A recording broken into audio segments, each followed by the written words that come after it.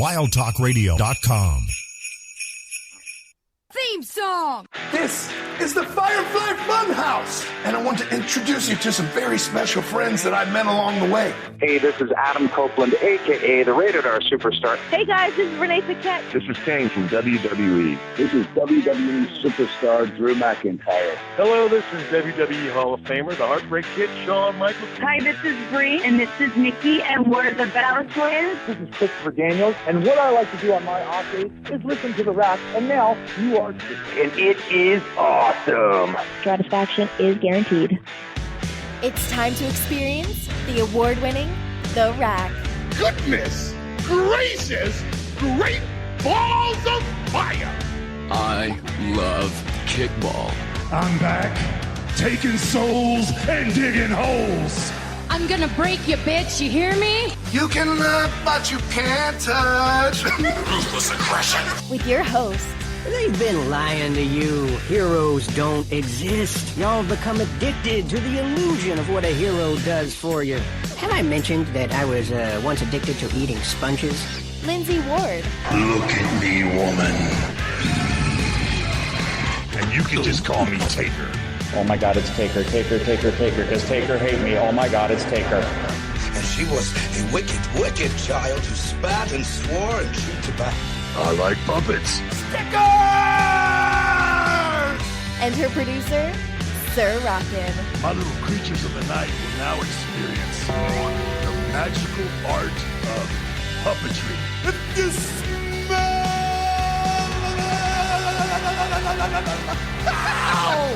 what the game is playing. Live on the Wild Talk Radio Network.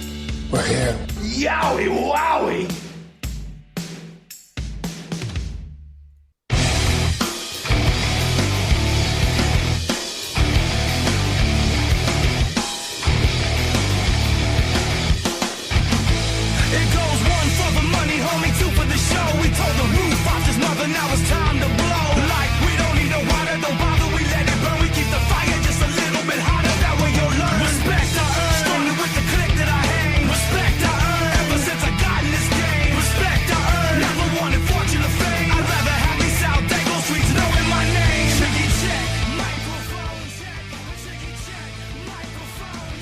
Good evening, everyone. Welcome to The Rack right here on wildtalkradio.com, brought to you by our friends over at MBG Films. Check them out, youtube.com/MBG1211.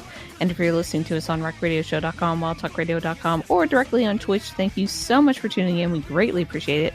When you're on Twitch and you happen to have a Prime Gaming sub available, well, you can use it here for free for 30 days. All you have to do is hit the little purple button down the bottom of the screen, and you can subscribe for free. It is that simple. You can also subscribe the regular way, follow the channel, or hang out and chat, or listen to the archive. We are happy to have you any way we can get you. I am your host, Lindsey Ward. Joining me, as always, is the ever-faithful producer / co-host / handyman, Sir Rockin. We're here. We're live. It's Thursday.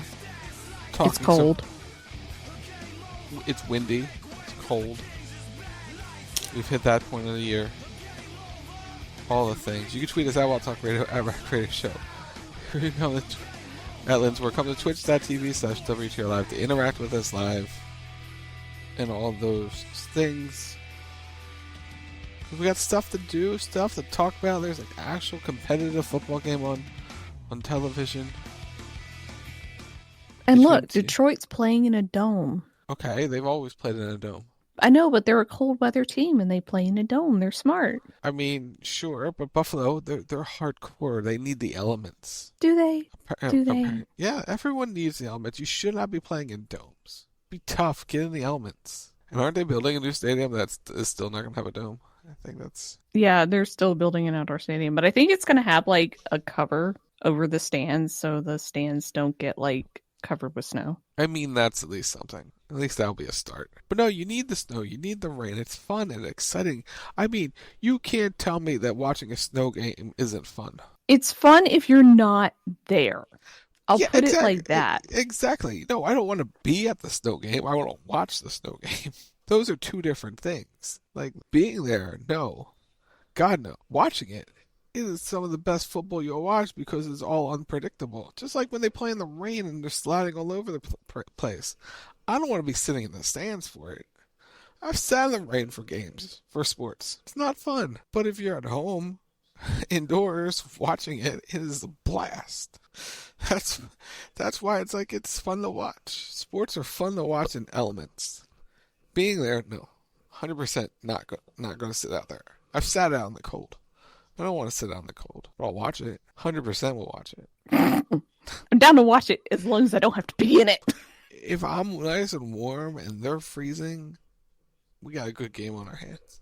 And then when your team loses, you have an excuse to complain. It was because of the snow. They couldn't get their footing because of the rain. It was just sliding everywhere. The ball was slippery. It's the rain's fault. That's why we lost.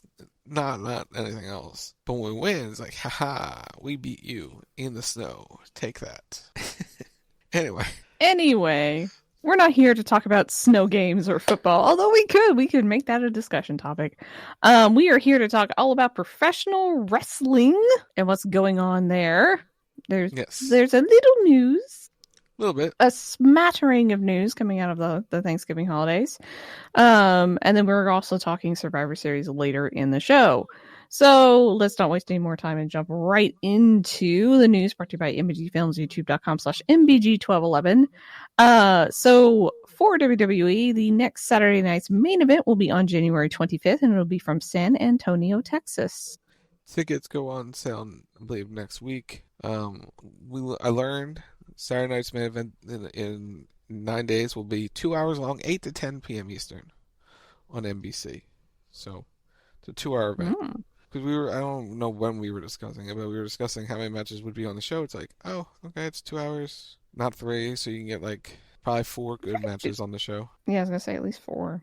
We already got 3 at the moment. 4? Do we have all 4? Maybe. We got Cody, Kevin, Gunther, Finn, Liv, Io, and U.S. title finals?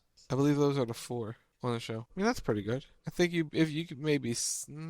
You might be able to get a 5th one on there, depending on timing of everything, depending on how long you want to drag some stuff out for. But you may get one, or I think those are those might be the 4 matches, and then you do some sort of segment with legends and some talent, just get some more name value on the show. Be fun, be good. But yeah, so the second one will be the week before the Royal Rumble, so you could do a really good go home angle on Saturday night's main event to get people interested in the show. Which will probably be a thing. And for people wondering, it's not WWE who books these. This is NBC going, hey, we would like to have this on this date. Does it conflict with anything you're running? No, we want it there. So it's all on them. That's why it's back-to-back months. Which means the other one won't be until April or May. Probably May. Yeah. It's like we want it here and here and here. We want this and this and this and this. And we're paying for it, so you're going to give it to us, right? Speaking of things being paid... Speaking of things being paid for, if you would like to binge watch the Raw library on Peacock, you have until January 1st to do so. After that, I believe it is moving to Netflix, but it will be removed. The remainder of the WWE content will still be on Peacock for right now, but the Raw stuff is going bye-bye. Yeah, so Raw archives are going to, I assume, Netflix. I'm kind of mad about it because I do watch them all the time. Just background noise at night. So it's leaving Peacock. It's going to hopefully head to Netflix. So the only archivable content in terms of consistent television programming on Peacock will be SmackDown here in the United States. Because NXT is not available on Peacock anymore because CW has it, and they're not showing the past archives. They're only doing what they have at the moment, but if NXT archives go somewhere, it would be on the CW app at some point. But yeah, that's kind of where things are. I know, I'm not sure I like it because it's sort of I hate that it's all being split up and you can't find everything in the same place. It's actually very inconvenient. And it's something that I know that Comcast and Netflix have a partnership. So I guess for me, it's I don't understand why you can't leave it on Peacock. Because other than you're trying to get people to go to Netflix, which is the obvious reason, but because it's because Netflix has the rights to Monday Night Raw. That's why. So I know, but it's just but you could just leave it and it would be fine and it would be easy for everybody. It would be easy for everybody, but it's not easy for everybody because it's called Billions of Dollars. Netflix says, we want Monday Night Raw. And it's going to become at a certain point where when the Peacock full deal is up, that could all change. And because they're in between time frames where the Peacock deal is not up until 2026 for the premium live events and everything else that's on, like, content-wise, they can't just move everything at once. It's kind of, you're in the awkward spot of, hey, we just signed this new deal, but our next day rights and the archive rights go here. So here we are. It's an interesting play, but we'll see how it works out. It's another sign that the WWE Network is fully coming into an end as everyone's getting these emails overseas where it's like, hey, your WWE Network is coming to an end. And overseas, everything is in one place. So if you really want the WWE Network or all the archives in one place, VPN to somewhere else outside the United States, VPN to Canada, and you probably can have everything in one place because overseas, SmackDown and NXT archives will be on Netflix, just not here in the States. So it's the United States that is the most complicated for the network stuff. So what can you do? Also, one other thing about the Netflix. A certain someone was at the Netflix meeting the other day. Representing WWE. Huh. Interesting. People like that just don't show up if they're not going to be coming back at some point down the road. Just saying. Well, I mean, okay, she is the wife of somebody who was there. She is a former talent, but yes, I would agree that she wouldn't just be there for the sake of just being there. And I firmly believe that as many rumors are flying about her going somewhere else, that there is somewhat of a handshake agreement between her and WWE, where it's when the time is right, they get first right of refusal, basically. And if there is a place for her, they will welcome her back, which, given it's Becky, they will always find a way to welcome her back. You just don't tell her, oh yeah, go F off. You know? I don't have the sources on this one. You can always trust the source, but I don't have the sources on this one. But I would assume Becky Lynch is under WWE contract. Even if it might be a verbal contract, and because she's still doing her license is still being used for merchandise and then other advertisements and stuff like that. Like, it has not stopped. And when there might be a licensing agreement in place. Yeah, and which wouldn't be a thing if she was going to go elsewhere, because she would want her own license to do whatever she wants. But when brands are coming, they want Becky Lynch, and WWE is happy to put her face on things and do things, and yeah, she's coming back. Whether it's beginning of next year or closer to WrestleMania, I would assume probably closer to WrestleMania, but I wouldn't be surprised if she's on the debut Raw or in the first month or in the Royal Rumble. She's coming back. It's just a matter of time. Yeah, she'd be a good surprise for Rumble. Yeah, it's just a matter of time where she's probably working on a new character and sort of coming up with new ideas and going to come back and try something different and stuff like that. But she's on her way back. But no, she wouldn't be there representing. She wouldn't be at that meeting with all the top talent if she wasn't a part of the company. You just don't go there because you're Seth Rollins' wife. You go there because you're representing WWE, because that's what it was all about. Or she had committed to being there prior to everything happening, which, considering the fact that she left in May, May. Yeah, that wasn't a thing then. Yeah, that wasn't a thing then. So, I mean, to be fair, Becky needed a break. Oh yeah. And I think to be fair, the fans needed a break from Becky. We all love Becky. We all appreciate Becky and what she does for the company and the industry as a whole, but is like, she was on top and she was kind of carrying things for a very long time. Like, pretty much ever since she came back from pregnancy, she was sort of carrying everything, and she was the top draw and the top name and all this other stuff. And it's like, by the time we got to when she was leaving, it's like, go home, go be with your daughter, go be with your family. You've earned a nice, good, long rest. Much in the same vein of Seth, where it's like they both needed a vacation. They both needed a break. And I think she just wanted to go home and just recharge and rest and figure out what she wanted to do next, because it's, okay, well, I've achieved, if you read her book, which is very good, by the way, If you read her book, she kind of achieved all the goals she wanted to in WWE. So it's, where do I go from here? What do I want to do? What do I want to be? And maybe she's been figuring that part out. She's training for a half marathon. She's doing a bunch of different things. Yeah, she's living her best life. She is, and that's what she should be doing at this stage. But yeah, she's probably coming back. Anyway, she'll be back very soon. Someone who is not going anywhere is Gunther. He has officially signed, and no surprise to anybody, a brand new contract with WWE. I hope he got a nice fat pay raise. Yeah, he's agreed to a brand new contract with them, extension, however you want to phrase it. And yeah, he's gonna be around for another few years, because why not? He's Gunther. He's your world's champion. Well deserved.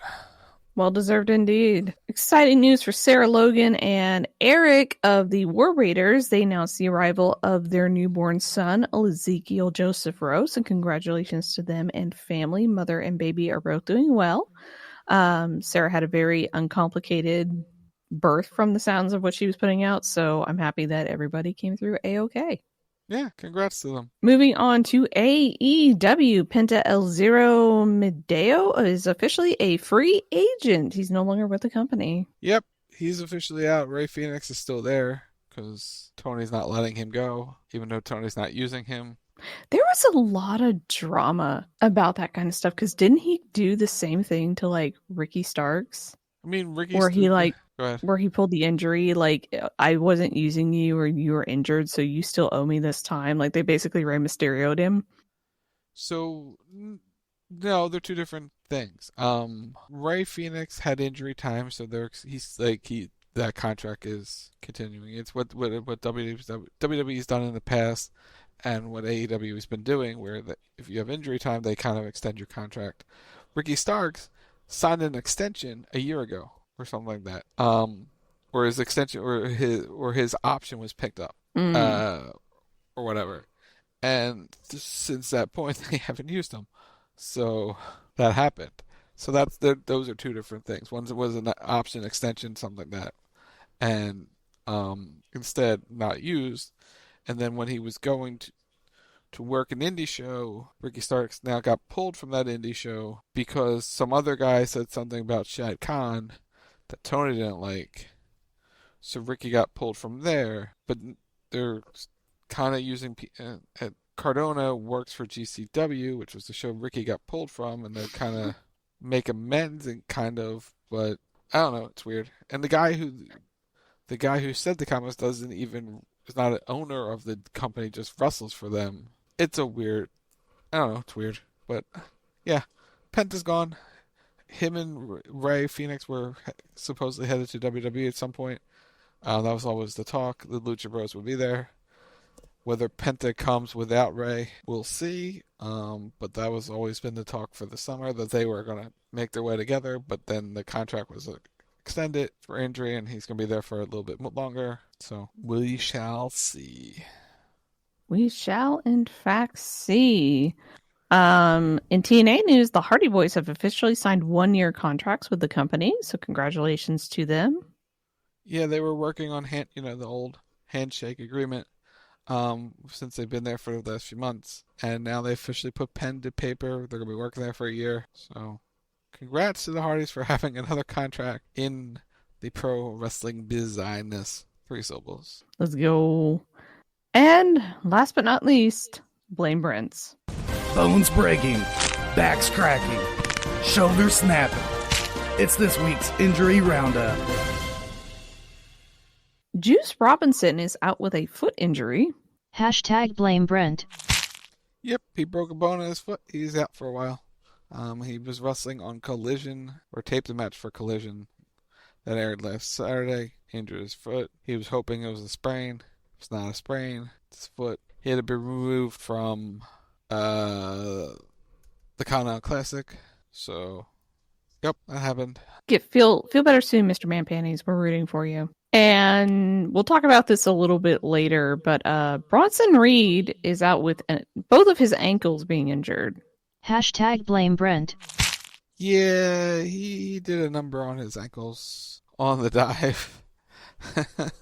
So he's gonna be missing a few weeks. I don't know what I would. Hopefully they're just sprains or something. He'd be helped to the back after the big dive, which we'll talk about when we come back from break. But yeah, he's out for a bit too. So feel better soon, Bronson. I hope it's a quick recovery. Indeed. And we're going to talk about that, at least how he injured his ankles and more when we come back from the break, because we will be talking all about Survivor Series. So you're listening to The Rack right here on wildtalkradio.com, and we will be right back.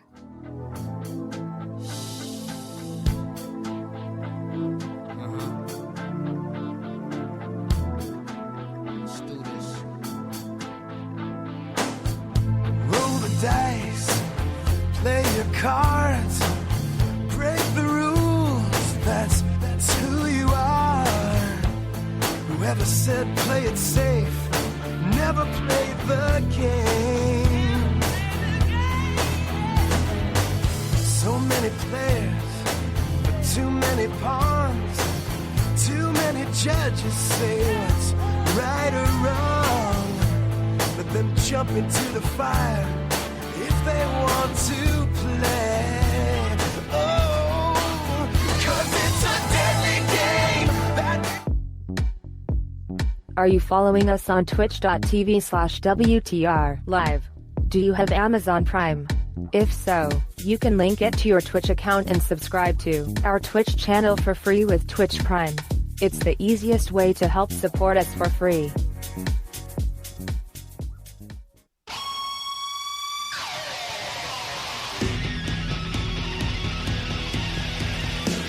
Every Sunday night, the evolution continues with Wrestle Talk Radio, giving you all the latest happenings in sports entertainment. With the intern, the producer, the original Tim Stein, and sometimes, a K-Sheep. It's WTR Sunday night, 10 p.m. Eastern, 8 p.m. Mountain, only on the Wild Talk Radio Network.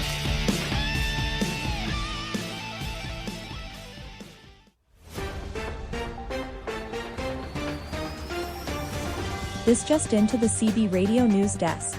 Sources have confirmed that CB Radio will be live Saturday nights at 11:30 p.m. Eastern. Wasn't this confirmed last year? Yes. Then how is this breaking news? No one said it was breaking news. We here at the CB Radio News Desk are just confirming what has already been confirmed.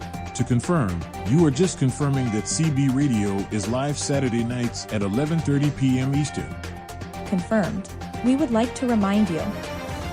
Always trust the source that confirms that CB Radio is live Saturday nights at 11:30 p.m. Eastern. Confirmed. Confirmed.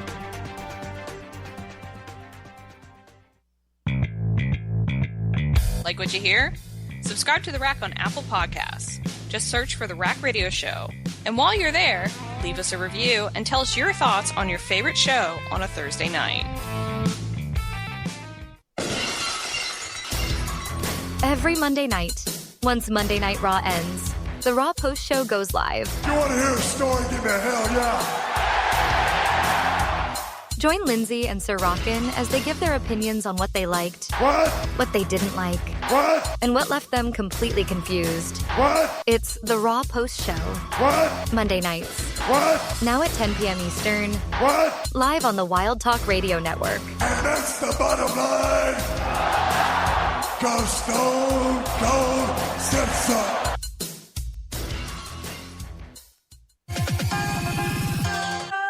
Did you know that you can use support a creator code ROCKNSOCK in the Fortnite item shop? That's our OCKNSOCK in the Fortnite item shop. Hashtag ad because we are a hashtag epic partner.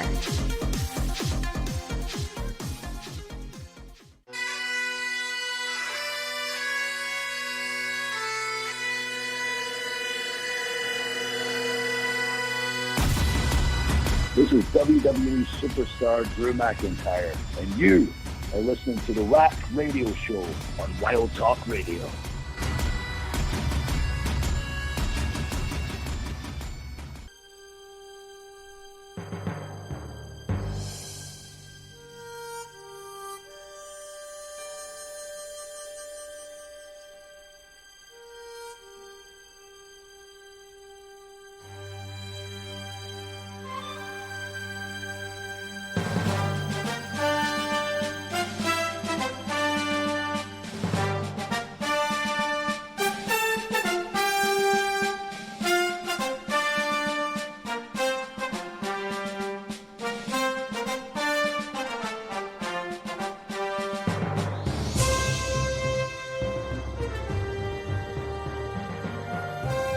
And welcome back to The Rack right here on WildTalkRadio.com, brought to you by our friends over at MBG Films. Check them out, youtube.com/MBG1211. And if you're listening to us over on RackRadioshow.com, WildTalkRadio.com, or directly on Twitch, thank you so much for tuning in. We greatly appreciate it. If you're on Twitch and you happen to have a Prime Gaming sub available, well, you can use it here for free for 30 days. All you have to do is hit the little purple button down the bottom of the screen, and you can subscribe for free. It is that simple. You can also subscribe the regular way, follow the channel, hang out and chat, or listen to the archive. We are happy to have you any way we can get you. And with that, we are back to talk all about Survivor Series, which aired this past Saturday on the Peacocks here in the United States and on the WWE networks elsewhere. This was a fun show. Yeah, it was a lot of fun. And they both were complete opposites of what the other was in terms of the stories they told. Mm-hmm. But they both had similar themes in the sense of it was personal revenge to a level. Yeah, I would agree with that too. But yeah, it was a good show overall. I wouldn't say it was the greatest Survivor Series of all time, but it was a good show. It was an entertaining show. It flew by. It didn't overstay its welcome. Mm-mm. It moved. It didn't drag. Yeah. So let's talk about it. All right, let's open. Yeah, Rhea Ripley, Bianca Belair, Naomi, Io Sky, and Bayley taking on the Judgment Day of Liv Morgan and Raquel Rodriguez, Nia Jax, Tiffany Stratton, and Candice LeRae. This was a lot of fun. The women just absolutely went for it. There was a lot of like dynamics. And what I found really interesting was that the whole like, well, will they or won't they get along thing didn't really play a factor in this. Io kind of had a stare down at one point, but beyond that, everyone seemed to kind of work well together, which was nice. I'm starting to really get behind the interaction. Tiffany and Candice play off each other really well. I need that to be a thing.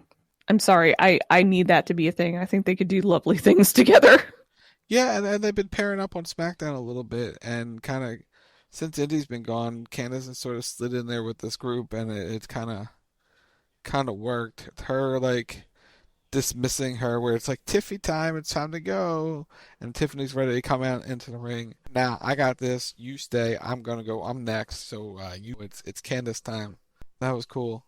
Rhea had an awesome looking mask. Oh, she looks so badass. She did. Like her mask, because it was made by Jason Baker, of course. Of course it was. No surprise. Because he's just their mask guy now, making all their outfits and stuff like that. Rhea looked good in the match, especially with the broken orbital bone in there.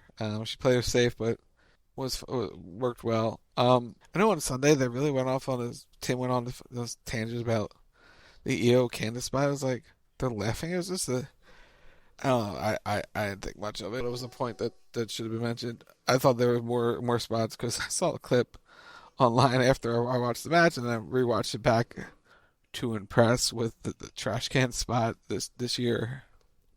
I like how for the trash can spot she got her own custom trash can, complete with handles to carry the thing up as she scaled the side of the cage. Because it was funny because I like typed in the chat to Rock and Brent when we were watching the show. Is like Io came out and I'm like, trash can spot inbound. Here we go. Here it comes. We all know what's coming, right? And she runs down to the ring and she walks past the door.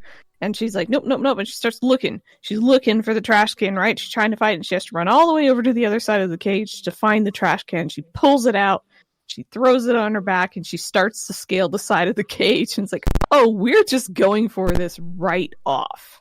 Okay, so here's my biggest problem with this entire show, right? Them looking underneath the ring for weapons. It's not that they were looking for the weapons. I'm fine with that. I think Brandon had a problem with it, but I had no problem with it. Them not knowing where...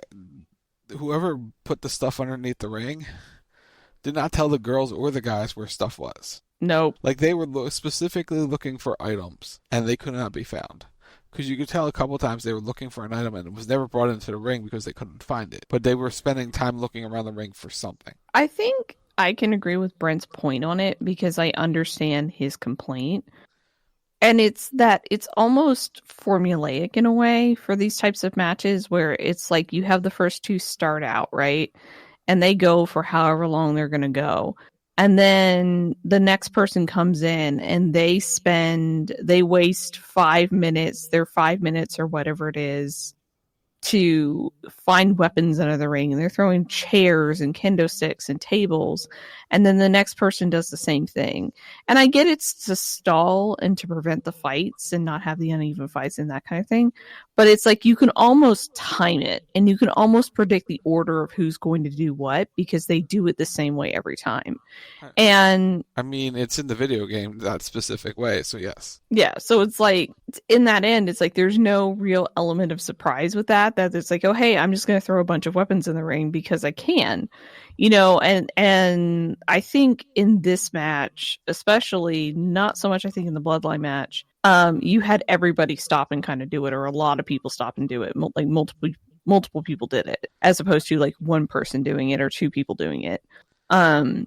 I think that's my only real complaint about it, and I think that might be Brent's as well. Is it's kind of a way to waste time and stall, especially when it's 3 people in a match or an uneven number. Then you don't have somebody getting ganged up on until the next person's supposed to come out, and then it's like, oh, they can be the big hero and save the day kind of thing. My complaint about this before you go on with the weapons, we also had a toilet seat. We did. I hope it was sanitized. I like that they try to do something different with a weapon, have a toilet seat. Why there was a toilet seat underneath the ring, that has to be explained someday, but here we are. But anyway, your complaint. Yeah, I was more concerned of how it got there because I just didn't know. And I don't really necessarily want to find out. My complaint was that and it's not really even a complaint. I should not phrase this as a complaint. It was more of a concern, was that Nia seemed like she was gassed about like a third of the way through this match. I mean, she looked like there were points at this match that she looked really good, and there were points in this match that she looked really sort of stumbling and bumbling a little bit. And like, I forget where it was in the match, but I think it was when she was working with EO. And like she was like laying in shots on EO, and you could just tell that she was absolutely blown up and just did not have the energy to be doing what she was doing. And she got better when she took a little bit of a break and she could get a breather. Especially, I think it was more in the beginning when as more people came in the ring, Nia was not having to carry the match. But you could tell that she was not used to working a match this long. I don't think it's the length. I don't think it's the length of the match. I think it was the physicality and working with multiple people in said match. That's fair. I'll give you that. Because she could work a longer match, but she could work at a slower pace. This was more fast paced because when she's in there and then every 3 minutes someone else new is coming in, you gotta ramp up the pace a little bit more. Yeah, no, I agree with that. But that was really kind of one of my only complaints. I will agree that the spot with Tiffany and EO was just a tad awkward because there's a point where they were sitting there waiting. And I think it was like Tiffany's on one side and she's sitting there waiting, and then like EO's sitting on the other and they're waiting, right? And it just looks awkward because cool, Tiffany's still cool. Huh? Still very cool. It was still cool. Like it looked great. It looked fantastic, but you have Tiffany up there and the girls underneath her waiting for a good minute to 2 minutes, something like that, before the other side was ready. I think it was just more of a timing issue than it was anything else. I think it was because she was still trying to untie the trash can and get that settled. And the fact that the timing may have been off a little bit, like the waiting point. The fact that they were able to time it together. Oh yeah, that was great. When one can't even see or really then communicate when she's going to do it, it's quite impressive. I thought it was great. I thought it was absolutely fantastic once they pulled it off because EO's flying blind. Yeah, she said later. It's like it's total darkness. She just trusts the trash can. She has faith in the trash can. What in the Honkai Star Rail is going on? Anyway, but yeah, no, I enjoyed this. I thought this was really good.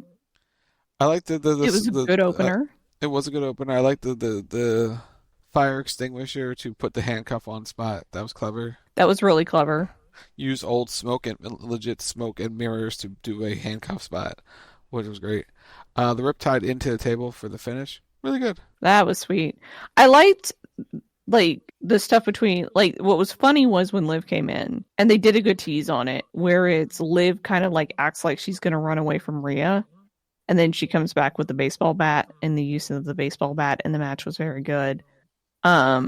She whooped Rhea her with it. She smacked her hard with that bat. She did. She was hitting her with that bat, and it's like, ooh, that's gonna leave a mark. Yeah, it was. If you notice, she hit her with the skinny part of the bat, which was smart, not the full on heavy top of the bat, which was good. But I also liked when Rhea took the mask off and kind of was like, "Oh, we playing now." I'm good. We're real. We're ready. Yeah, that was a nice little touch where Rhea's like, "I'm not afraid of you. I'm not afraid of what you're going to do to me. Let's go." And then the chaos that ensued after that. So overall, I thought everybody had a really good presence. We had a teaser from Tiffany in terms of a cash-in, because at one point both Nia and Liv were down and she could have had her pick. But in the end, it did not go through because Raquel made the save, and I believe Io made the save as well. On that, but overall, I enjoyed this. I thought this was good. It was a great opener for the show. Very fun. So yeah, but in the end, Team Rhea is victorious, and they stand tall. Indeed. All right, moving on. I forget the exact order of the show, but let's talk about Shinsuke Nakamura and LA Knight. That was the next match for the U.S. title. This was the most surprising match of the night. I have a bone to pick with WWE about this. And what's the bone? Y'all cannot keep making Shinsuke this cool. I can't hate him when he's this cool, guys. He's supposed to be the bad guy. I'm supposed to not like him as a heel. And you got him walking out with a dope new remix of his song. He's got a cool entrance. He's got the mask. He's got the makeup. He's got the whole look going on. He's nasty. Y'all can't do this to me. Okay? I mean, we all know Shinsuke is cool as shit. And you can't, dim that down in any way, shape, or form, because it will always come through that Shinsuke is just cool as shit. With slower pace, he had a slower walk, serious. The lighting on it was a whole new presentation. The lighting is it's just him walking down, he's full dark, and then there's the blue and red background behind him. Yeah. You know what vibe it gave me? What's that? I kind of got a cyberpunk vibe off of it, honestly. A little bit. Yeah. It was mainly the background for me, where it was, because the background was very sort of techno-punk kind of looking, especially with the colors. And so it was when he's walking out, it's God, this feels like fucking cyberpunk. But yeah, the whole presentation of the character, the whole thing was just sick as shit. And the music, God, the music is so hot. I love the music. I was sitting here and I'm like, oh my God, they remixed it and it sounds so good. So when he did it on Friday, I was like, huh, they're really going to do this whole new presentation for Shinsuke and not let him win? Yeah. And then he won. I was like, oh, it makes sense now why they did the whole redo presentation of Shinsuke. He was going over. Because then it was you just wasted tons of money on revamping him with a new look and all this stuff to just have him lose in his first real match. The second he walked out, because I didn't see it Friday, the second he walked out in the brand new presentation, I was like, oh, he's going over. He's going over. There's no way he's not. Yeah. They wouldn't do this if he wasn't. And no one talked about it because it was taped. It was why wasn't anyone talking about this new Shinsuke stuff? It was it was cool. People kept their mouth shut. Well done. Yeah, way to go, Internet. You did your job for once. I was completely blown away when I saw it on SmackDown. I was like, oh, we're doing it like this. Okay. All right. Because I heard the music, them introduce him, was like, that's not his music. Oh, that's a different Shinsuke. Okay. And he dark Shinsuke. And then he just destroyed LA Knight. LA Knight tried. Oh, he whooped him. I mean, because he blinded LA Knight on Friday which led to him coming in a disadvantage on Saturday. So there's your out for the loss. But he just whooped him. LA Knight made some comebacks, but it was a full Shinsuke Nakamura, I'm kicking your ass, I'm taking your title. That's what happened. And we're here for it because your new United States champion is Shinsuke Nakamura. A well-deserved title. Yeah, and this doesn't say anything bad about LA Knight's run. We say it all the time. You gotta change the titles once in a while. Doesn't matter. LA Knight's fine. It refreshes him. It allows him to chase again.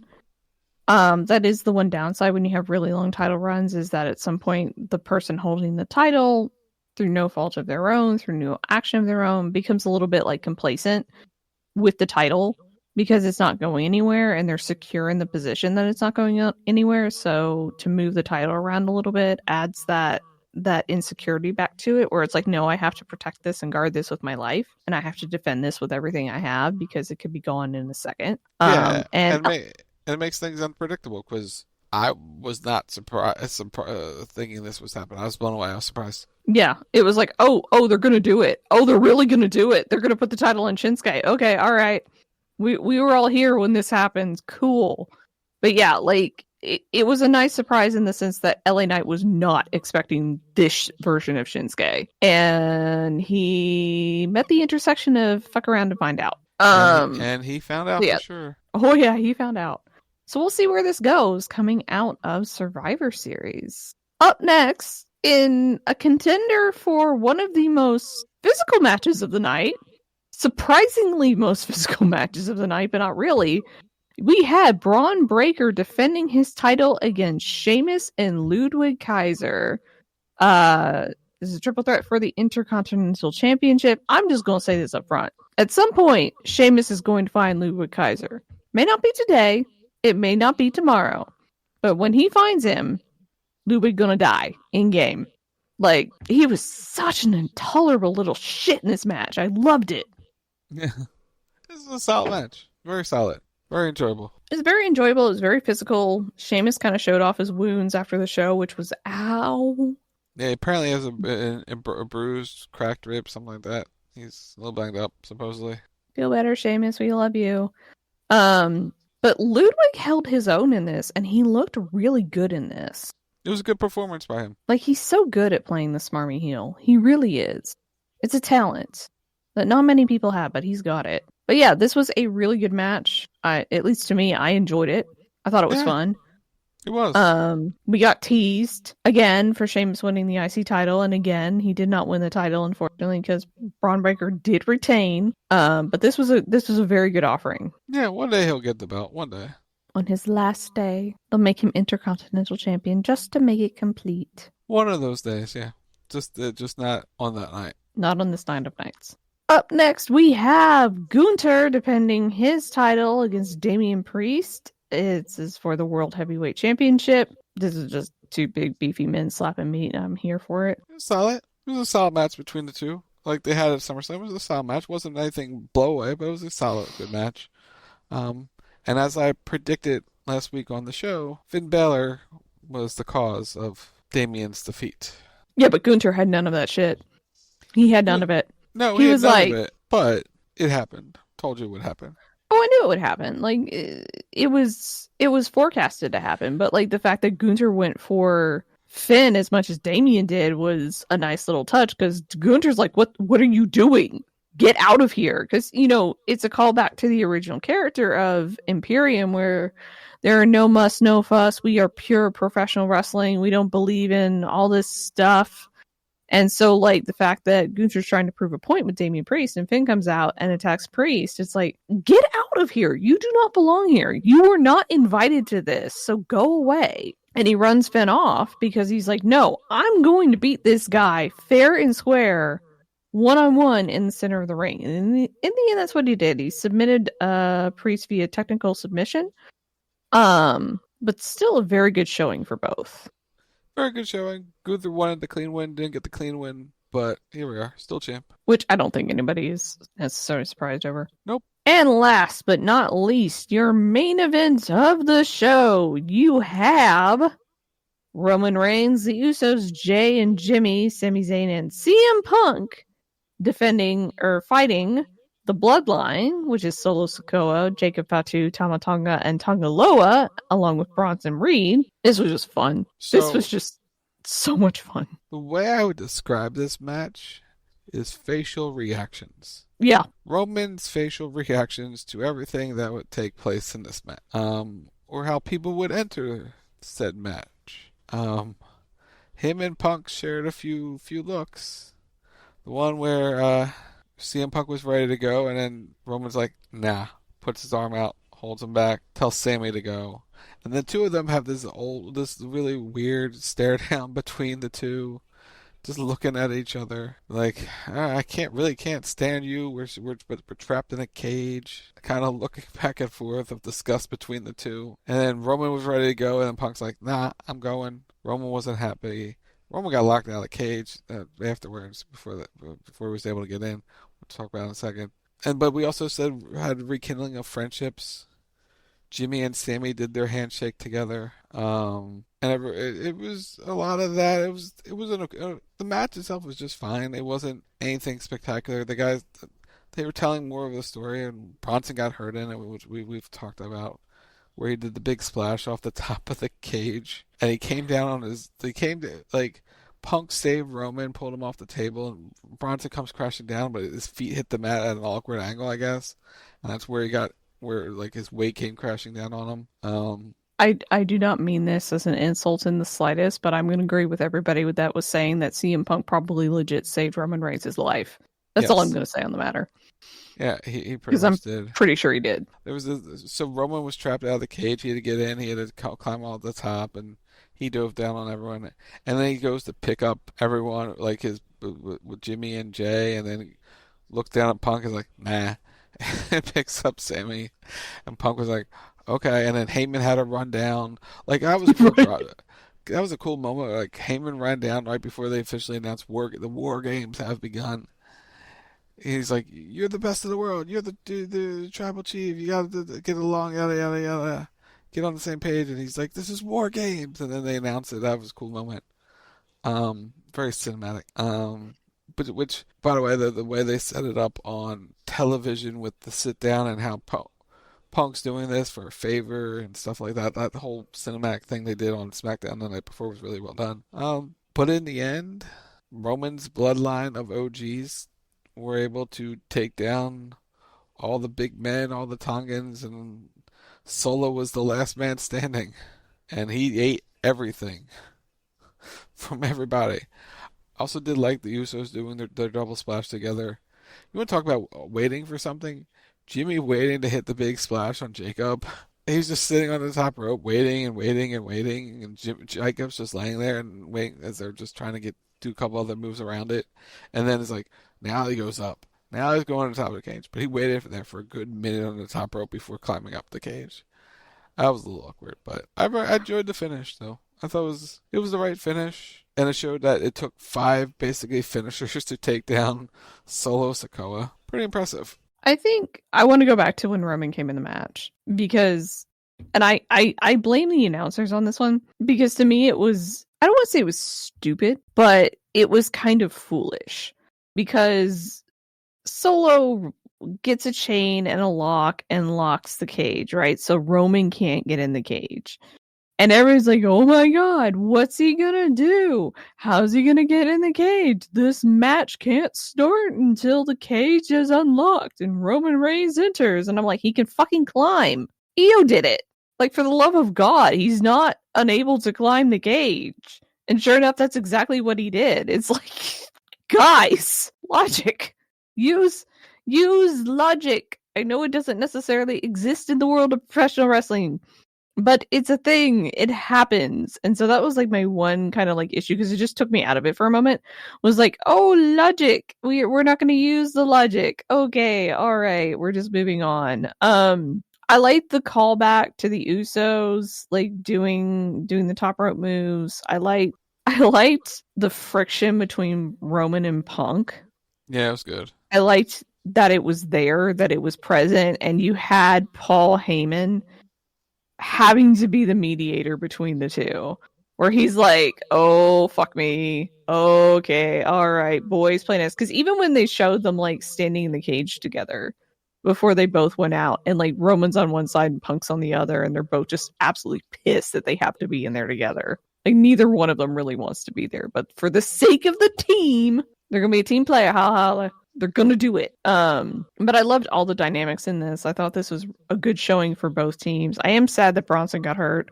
I was a little worried about I think it's Jacob Fatu, where it looked like he might have tweaked his knee, but I don't know. It was either really good selling or he tweaked his knee again. I think it was a good sell. It's the way he was acting. It's like, dude, because it was like he's done that before, and so it's like, are you okay? He's usually good at selling. So, but yeah, all of this was really enjoyable. I like this. And in the end, I guess not really a surprise, but I suppose a surprise to me, Roman Reigns and company pick up the win. OG still on top. So we'll see how, but they did bring up Roman Reigns reclaiming his rightful place as the tribal chief. Well, eventually, because he still has to get the Eula follow. Yes, but they're teasing that. Yeah, that's the next step. So we'll see how that challenge gets made. Indeed. Good show. Great show. And with that, I think we're done. We are, in fact, done. That will do it for the Rack live right here on the Wild Talk Radio Network.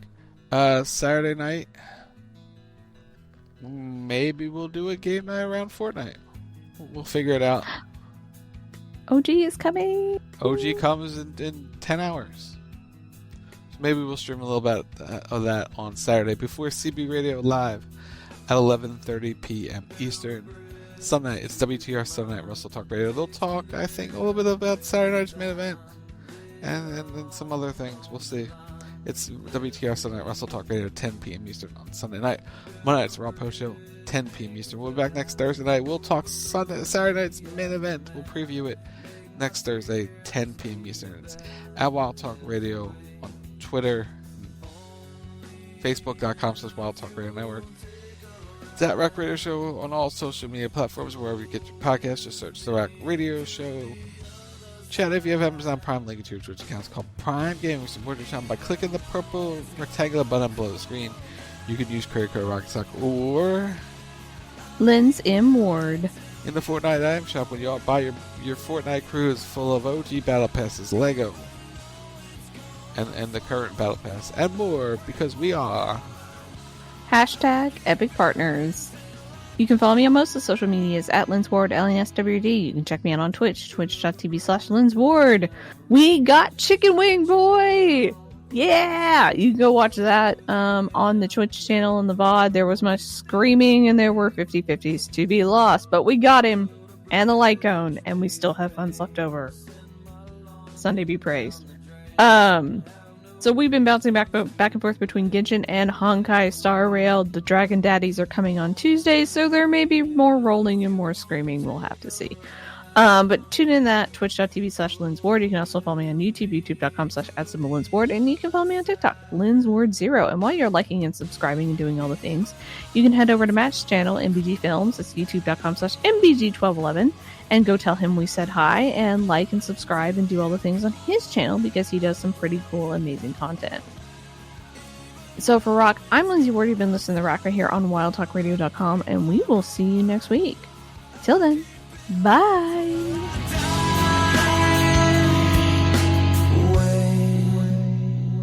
Wait for me. Wait, please wait for me. Wait for me. WildTalkRadio.com